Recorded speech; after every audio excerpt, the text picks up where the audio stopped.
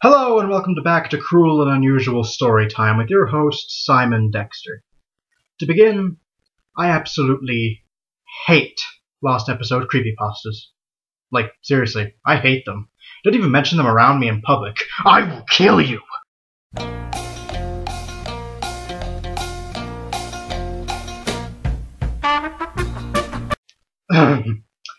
I'm rather unfond of Lost Episode creepypasta.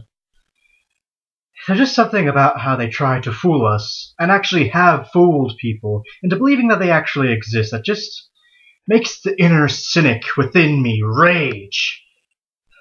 Now then we mix the fact that I dislike Lost Episode creepypastas, and the fact that today's particular story is a lost episode of one of my favorite childhood shows, you and I now have a problem. I grew up watching Ed, Edd and Eddy, and literally went out of my way to watch the premiere on Cartoon Network when I was but a wee lad. So now you're getting on my nerves with my least favorite type of story, and spitting on characters I grew up with. That makes me angry. But that makes for a good episode of Cruel and Unusual Storytime.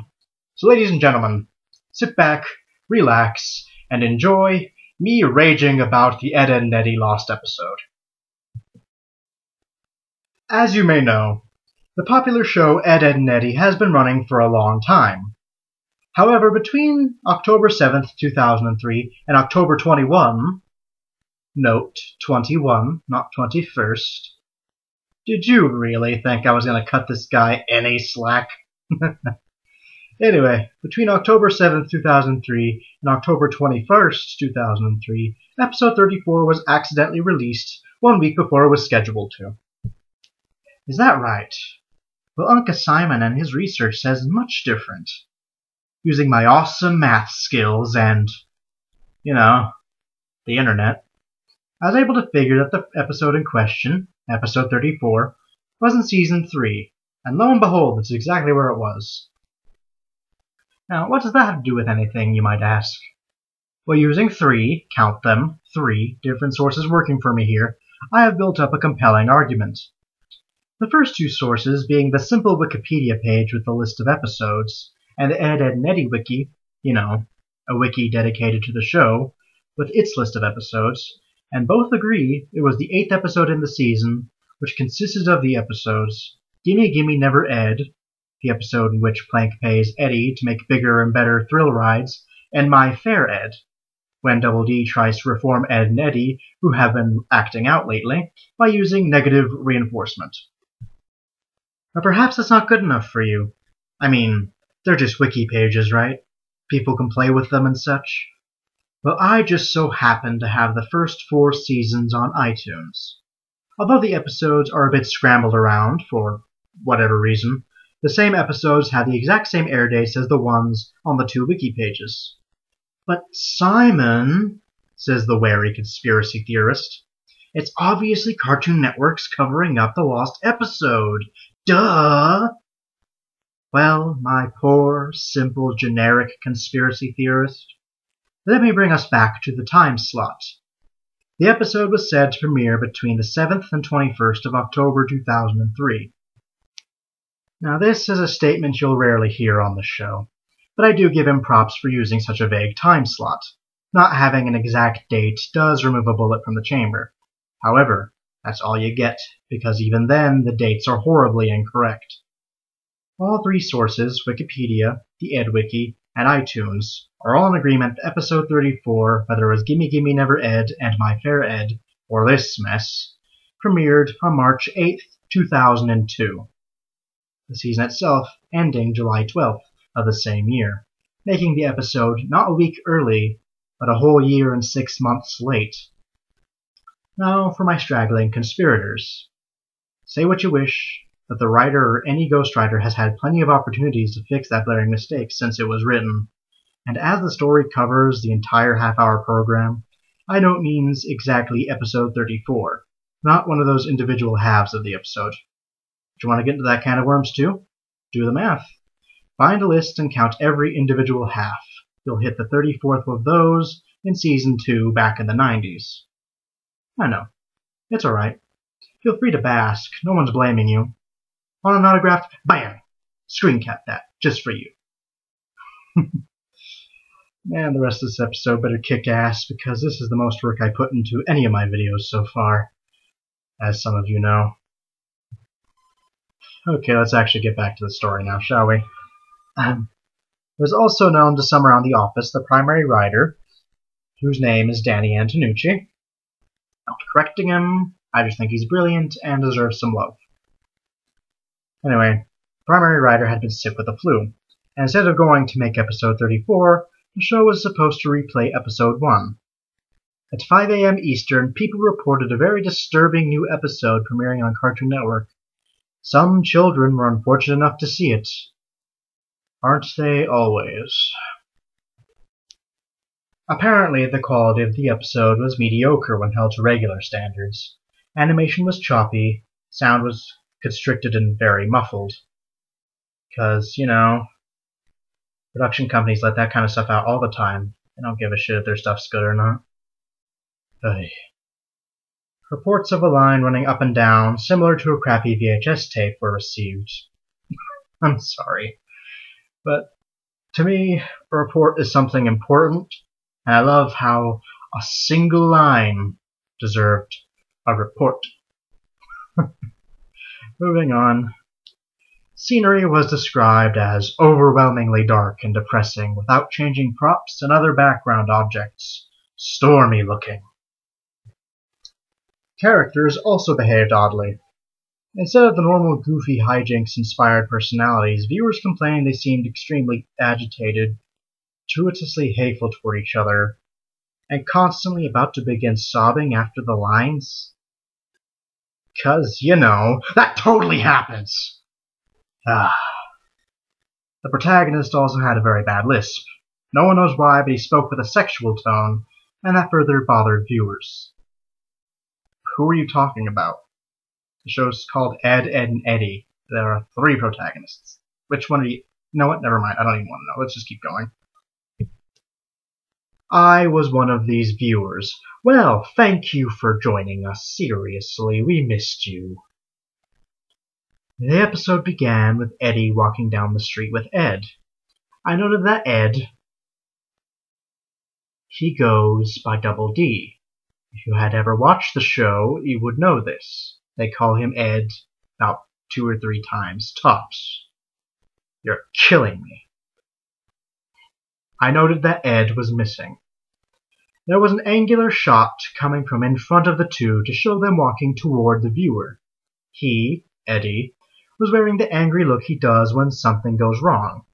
His eyes were red around the iris. Grand. Ed looked absolutely forlorn and practically dragged behind Eddy, tears in his eyes, which were both lazy and looking in opposite outward directions. 'Cause, you know, Ed's not a fun-loving character. He doesn't like comics or hanging out with his friends.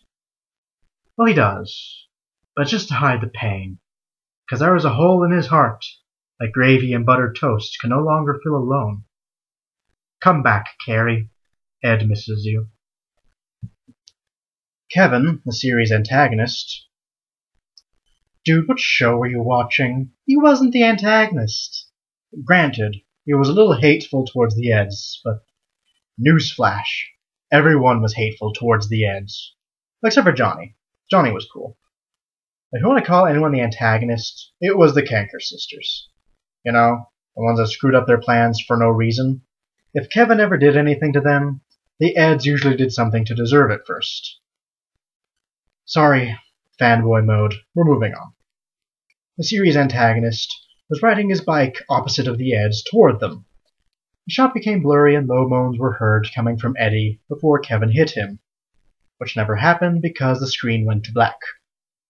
And then our esteemed writer runs out of creative ideas and does the scene again with new elements. The screen then snapped back, and Kevin was again headed toward Eddy. The view was so blurry this time, all I saw was a green blob headed toward a yellow one. Again the low moan, only this time it sounded like the microphone was broken, and loud static greatly overshadowed it. The moan, that is, sorry. A claymation sequence of Double D. Oh my gosh, you said Double D! Good for you! Sorry. A claymation sequence of Double D sleeping in Eddy's bed came up. Why he's in Eddy's bed, I have no idea. Honestly, it may have just been the abruptness, but I jumped and shivered. Waking up and getting out of bed, he moved oddly around the circular room, a fast pitter-patter of footsteps being the only audio. The step sounds were very clear as I was shown a bird's-eye view of him scampering around the room. Now, I'm not sure if Mr. Writer here understands stop motion. Oh, and before I go on, I'm not correcting his use of the word claymation. It's a perfectly good way to explain this type of animation. I just like saying stop motion better. It's a personal thing. But the thing is, stop motion is a very difficult and time-consuming animation. Now, I know they pulled it off in that one episode of Courage the Cowardly Dog, but it was a very short sequence with very simple movements. Now, I mean, the line that explains it makes it sound like it was bad stop motion at the least, but I think it was a bit much for any cartoon company to do for one scene like this. But hey, that's just me. Moving on. There were no visible doors. We're doing so good.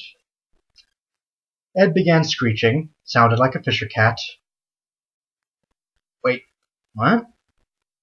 Someone's gonna need to explain that to me one of these days, because I'm just gonna move on. For now, yeah.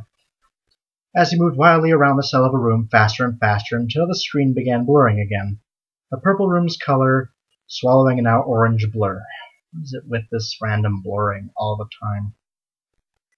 An extreme close-up of Eddy's front door sat, in an absolute silence for a maddeningly long time. At least 2 minutes of dead silence and a door. Is that seriously it?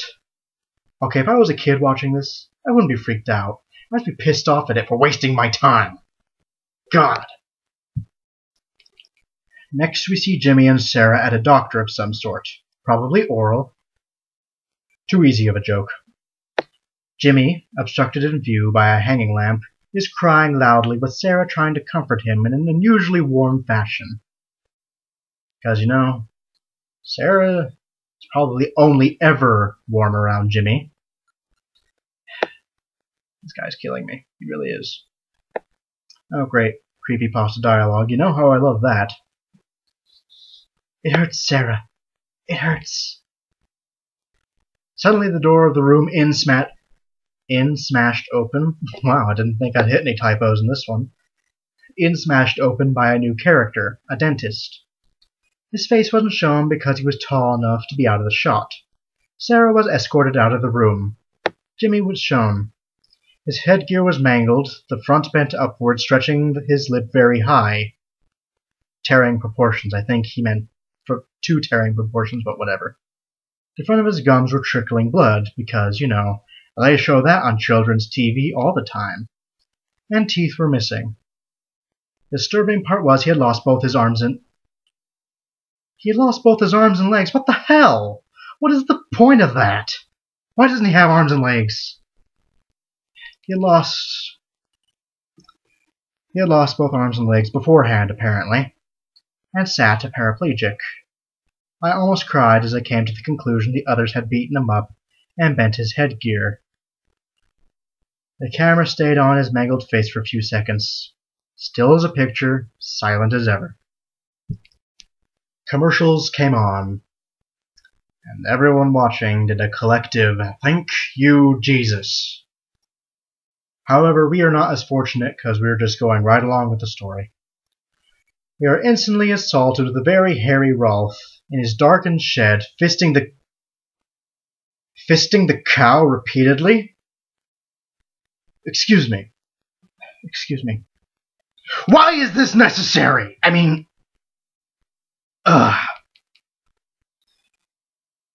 The visual loops and gets blurry again as the scene pans out. Naz is reading a magazine on her couch. The quality is perfect. It won't last. Trust me, sweetheart. Eddy is now alone without Ed. That is what alone means. Thank you. The quality declines worse than before as he is still walking. the sun now lightening the mood somewhat as he smiles and begins running. The door is shown again, and we see through Eddy's eyes as he reaches out and opens it. His house is nice and bright, but a very badly played violin is blaring, the only audio in this scene, as he makes his way through the house. Eddy opens the door to his room. Johnny is shown under Naz's couch cushion, as he crawls out on all fours in a comedic way and pops up behind her, still oblivious. I laughed because someone forgot to draw his eyes, and I thought of a mole. Wow, if that made you laugh, you must have the most depressing life ever. Suddenly I stopped laughing as he started swallowing her head. Still in a cartoonish fashion, of course, but this was very different. That doesn't make sense to me, but then again, nothing does anymore. He and she stayed like this until she started kicking and struggling. Johnny held her like that until she went limp. A zoom in on his face revealed extremely small, human eyes. Wonderful. Double D. What, you want a fucking cookie? Yeah, right, you won your way out of my corner, pal. Was laying on Eddy's floor, no longer in claymation. A scene that probably actually would have benefited from claymation. The camera showed Eddy's house for the remainder of the episode, about 3 minutes. Thank you for timing it. And the next program began on the spot. And that's the Ed, Edd and Eddy Lost episode. That was an ordeal, to say the least. What was wrong with this? So many things. So very many things. I may not even do that many Lost episode stories because they all pretty much have the same problems. I mainly picked this one because I figured it would get the highest rise out of me. So let's start with the simple problems. I love how everyone's definition for a Lost episode is random bullshit. Seriously, more than one Lost episode story is guilty of this, where an episode isn't a fully put together story that is actually about something disturbing. It's just a poorly put together jumbled mess of slightly disturbing and more than slightly stupid and pointless scenes. And you'll notice it was the little details that sent me up the wall. Just big whys that were never answered. Why does everyone think production companies are idiots? Why is low-quality animation considered scary? Why all the pointless unanimated scenes, like the door and Jimmy's face?